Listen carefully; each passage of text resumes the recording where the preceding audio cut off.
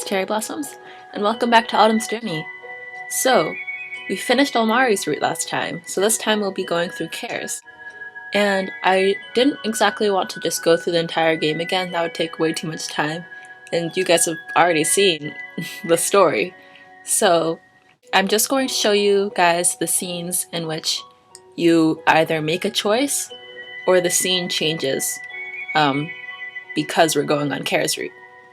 So, I will see you guys in a bit.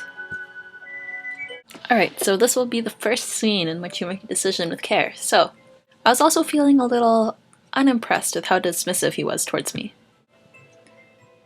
Glower at him or tease him, so obviously the best choice would be to tease him. I lowered my voice to imitate him. Oh, really? I am so eternally grateful. You are the best that Heavenkind has to offer, and I am so glad you helped me, fed me, and led me to where I needed to go. Where would I be without your immeasurable kindness? Thank you. Kerr coughed violently as he tried to respond and failed, and I continued. I feigned a sweet giggle and fluttered my fingers towards him. You're welcome. Oh, Kerr, it was nothing. You're welcome. After pounding his chest and swallowing loudly, Kerr tried to speak up. Shut up. What? Before he could start, I stuffed the last portion of cheese into his mouth, and I kept my hand there, and we exchanged a meaningful look. His quizzical stare softened, and I took a step back. It's nothing. You finish eating. I'm going to take a quick walk. I stalked off before he could answer. I approached the riverside, crouched down, and splashed my face with water, rubbing my forehead and cheeks. Then I inhaled deeply and ruffled my hair, careful not to snag on my braid. Maybe I shouldn't have done that. A knight who was supposed to be courteous, generous, kind, just, honorable, and help those in need. And here I was, struggling to maintain a calm demeanor.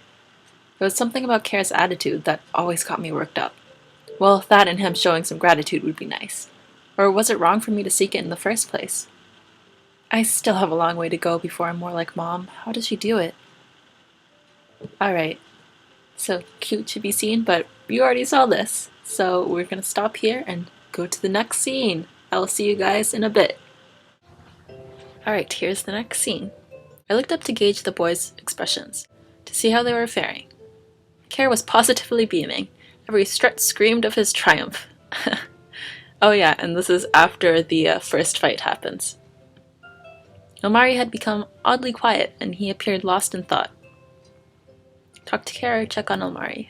As much as I'd like to check on Almari, right now we have to talk to Kerr. I sidled up to Kerr. Surprisingly, he didn't flinch or increase the distance between us. Someone looks happy. I thought this journey would be boring, but it might not be so dull after all. Not that I want to prolong it any more than necessary. My prime concern is still getting to the next altar. Yeah. Right. But we made a pretty good team, if I do say so myself. You fight quite well in that form. Thanks. You're not half bad yourself. Although your punch could use some more work. I'll stick to my sword, thank you very much. I'll entrust the hand-to-hand combat to you. Speaking of which, is your hand okay? Huh? Yeah, she tried to punch someone and it really didn't work out very well. I was still subconsciously rubbing it, and subsequently stopped to reassure him that I was unharmed. I'm good, I'm just not used to it. I smirked wryly. Thanks for caring. I wasn't... Shut up. Ugh, like you said, just leave the unarmed combat for me. It's starting to sound like we'll be traveling together even longer. Only if you keep continuing to be helpful. I can still find someone else if I want to. Sure, Kerr. He grumbled and walked faster, but I did appreciate his concern. In a few days we would arrive in Oliver. I adjusted my bag and thought about the letter, eager to reach the guild. Next scene. Okay, so here's the next scene, and it's where we choose one of the missions, or a couple of the missions to go on. So this is actually pretty important, because I realized that you don't actually need to get all of the right options beforehand if you get all of these right. So, we had to make sure and choose the ones that Kerr would choose. Obviously he would choose this, But we can't anyways. I mean, I can try and do it, but yeah. No, I'm not doing this. Don't even think about it. Yeah, but Kerr would obviously want that. But anyways, so what would Kerr want? Obviously he wants the apple tarts, so let's do that. Oh, no, I don't want to click that again. Alright. As soon as I read this post out loud, Kerr wouldn't have it any other way. Getting the honey from the aggressive bees was nearly impossible until I mentioned that bees don't like smoke, and it would drive them away. Elmari thought conjuring fog would produce a similar result, but Kerr found out it didn't at all. Luckily, the baker felt so guilty, or scared, that he doubled the reward for Kerr. Aww, Kerr. Elmari and I secretly wanted to nibble on the tarts, but decided not to ask after all. Despite the stings, Kerr was satisfied and claimed it was the best thing he had ever tasted. Let's see. And then, this one, the feather one, is also one of his. Since Elmari banned any quests that involved fighting other heavenkind, we decided to focus on wildlife. After that rather embarrassing encounter with the Avataril, back when I couldn't even walk, I decided to get my revenge. It was so bizarre fighting an animal that could usually be crushed just under my claws, and not immediately eating it either. Oh no. Punching it out in midair was oddly satisfying though, and even Aura and Elmari could only stand around and gawk, or shake their heads. I don't get the appeal of decorating yourselves in feathers though. Heavenkind culture really makes no sense. Yeah. Not this, not- oh, intense. I don't know. So let's see. For Save the Chickens, I thought that might be an Elmari thing, but Kerr appears, like, Kerr says stuff for that, so I think we might want to do that. Yeah.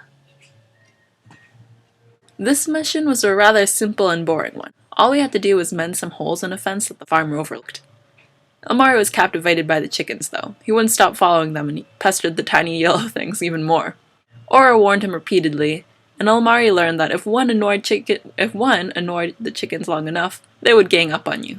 Zelda. It was nice to see his curiosity getting him into trouble. Heavenkind sure keeps a lot of animals for food and clothing products. Aura accidentally slipped out something about the sport of cow tipping, and I immediately tried it out. We didn't get our egg reward after that. Oh no. Oh, okay, just 3. Now this should be kerosene now. Once again I was scanning the bulletin board, sighing as I longingly gazed at the job postings that only accepted true knights. Rubbing my badge, clearly labeled KIT, Knight in Training, wishing it was the official one. Well, I can't dwell on it now. I need to do a number of missions before they consider me. In the corner of the guild was a group of knights talking quietly amongst themselves. I thought I saw one look at me before he averted his eyes hastily. The girl beside him giggled. ... Kerr, who was standing beside me, glared daggers at the group, gritting his teeth menacingly. What are you doing? Stop that! He balked and averted his gaze, but said nothing. His ears twitched. Stay focused. Ooh, that was loud. Ah, there's a patrol one. Are you up for a nice long walk outside the city? I guess. Or I could ask Amari. However, I think he wants to observe the glassblowers again. Leave it to me. I'll go. Thanks. Aw, thanks. I handed in the job posting to the receptionist, who detailed the route and gave me a small map. It's probably more of a training exercise than a real patrol, but it's something at least. I rejoined Kerr and we exited the bustling city. I rejoined Kerr and we exited the bustling city of Oliver and entered the long sprawling farmland that extended beyond it. There was a well-worn path, so the map was hardly needed. Kerr and I walked side by side, taking in the scenery. Almost all of the leaves were now a vivid fire of yellow, red, and orange. I can't believe when we left Barry it was still summer. So much has happened, don't you think? Kerr, when we first met you barely talked to me. I'm glad it's different now. Or not. I took a wide step forward and turned around, causing him to halt. I stared at him dubiously. What is it? You sure sulk a lot, but now you're sulking while deep in thought. That's not like you. Out with it. What's on your mind? How do you handle it? Handle what? what people have been saying about you. Well, I don't hear it directly a lot. You have better hearing than I do. They say you used your mother's name to get where you are, that you're nothing like her, that you never lived up to Oh, thank you, Kerr. I didn't get it. What she said. What made you want to walk the same path that she did anyways? Why do you want to become a knight so badly? Finally, the question both boys had seemed to avoid asking me directly. I inhaled deeply as I prepared my meaningful and profound answer. Well, you see, knights are so cool, they have swords and shiny armor and stuff, everyone looks up to them. Oh, really? Oh, man. They fight off all kinds of monsters, slay dragons, and... Wait, what? And rescue fair maidens and lads in distress who... about the last part where... fall in love with knights, and the knights sigh and go, oh, I'm sorry, but my heart belongs to another path of justice and righteousness. Oh, lady knight, they cry, then take my rose as a symbol of... I get it. See? I was practically bouncing on my heels. I gazed elatedly up at Kerr, my hands clamped in fists over my chest. That's why I want to be one so bad. Aren't you doing most of that already? Well, besides slaying dragons and leaving behind a trail of broken hearts. I guess so, but I want the title too. I want it to be official, recognized by the Sun and Moon Council. What about you? Aren't there any dreams you're chasing? You sure seem like a free-spirited type. That's because I am. He stretched his arms up and sat back on the grass. At first I was going to chide him for taking a break during the patrol, but I decided a few minutes of rest was acceptable. I sat next to him. I'm not up for this knowledge keeper business. I hate it, but my master insists. Knowledge keeper? He glared at me in frustration. Really, you've spent all this time with us and you still know nothing about dragonkind. Hey, you never tell me this stuff, and Almari, well, you know Almari. Anyways, always goes back to heavenkind talk. Dragons have a long history, and we record everything orally. Everything we know is passed down to a dragon called a knowledge keeper who will specialize in something. Could be plants, animals, traditional stories, important events. He sighed in defeat and propped up his elbows, nestling his chin in his palm. It's boring. Tucking my knees up, I hugged them and leaned in to get a good look at his face. He peered back at me impassively. I don't have the concentration or focus to retain all that knowledge. When I was younger, they thought I'd be good at it, and my master picked me. Obviously not, though. I find it easier to stop caring at this point. If I don't care, they don't care. Doesn't seem to work on Master Bedros, though. Wonder what he even sees in me at this point. How do you do it with all those expectations placed on you? Me? I leaned on my knees and stared off into the horizon. Not sure either. This is the first time I've considered my mom's name a burden more than a help. I guess I just accept it. I know I won't ever live up to her legacy, and people perceive that. I can't force someone to see me for only me. However, I have support from my family, the people in Barry, and, of course, you guys. They love me for who I am, and they're the ones that matter. I gave him a wry smirk. So, Kerr, how do you view me? As a Relly, or a pale imitation of Lady Bayard? Why are you even asking me? I don't know enough about your mom's legacy to compare you to. You're doing fine. I think you're a good knight in your own right. Knight in training, but thanks. You'll never end up slaying a dragon, though. Oh? With how often you annoy me, I could cross that off my knight accomplishments list pretty easily. That's funny. Please, even in this form, I can take you on. Is that a challenge?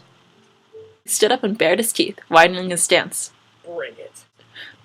I sighed, wondering if this was even a good idea, but I also got up. I wiped the grass off my skirt and touched my sword hilt. He eyed it condescendingly.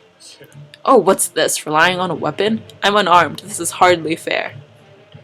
Oop. Oh, this is loud. One moment. Ugh, you know I'm not good with hand-to-hand combat. His taunting smirk, though, caused me to toss my scabbard aside impetuously. This is a stupid idea, but sure. I bent my knees and clenched my fists, wondering how to start the fight. So, do we count to 3 or just wait for— Ugh! Before I could finish my sentence, Kerr rammed into me, tackling me to the ground. The wind was knocked out of me as he pinned my shoulders. I glowered at him. I win. Hey, I wasn't done talking. I closed my eyes and took a deep breath, trying to concentrate. Whoa. What are you doing? I opened one eye. Something I should have done before. Feeling my strength increase, I effortlessly pushed him off. He gawked in surprise. I rolled over him, so now I was straddling him with his arms held down. He blinked.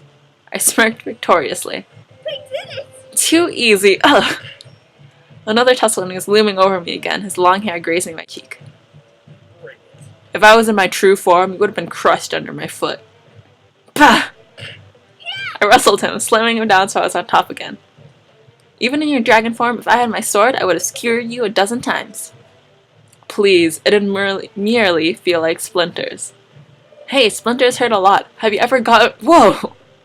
We rotated again, and this time he pinned my wrists. Unable to wriggle out of his grip, I sighed and rested my head back on the grass as my little focus spell faded. If Kerr's body was that of a normal heaven kind, I would have stood a better chance. You win, only because I wasn't allowed my sword. Right, whatever makes you sleep soundly at night. His grasp on me loosened, but he didn't budge. Instead, his eyes examined me intensely before lingering over my neck. He inched closer and I panicked, shaking my head frantically. Wait, don't take a bite out of me. I already said you won. I struggled and he hastily let go, rolling off me. Phew. That was invading some serious personal space there. What did my mom tell me to do when men go that close to me? Wait, I didn't have my sword with me, so her advice would have been useless. I rubbed my neck self-consciously as I sat up, while Kerr angled his body away. Aw, Kerr. It's blushing. After retrieving my scabbard, I noticed Kerr was pacing impatiently. I agree, we've rested enough. Let's pace this patrol and go home. Or finish this patrol. Kerr? Yeah, sure. He rubbed his forehead as if contemplating something. I resisted commentating, since I knew he would insist it was nothing and refused to answer. Instead, I gave him a friendly slap on the shoulder to help him focus on the task ahead. Then let's go!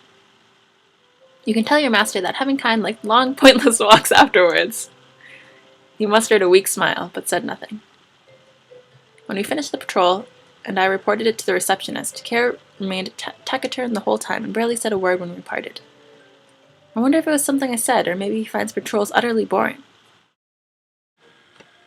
Alright, we'll just go to the next scene now.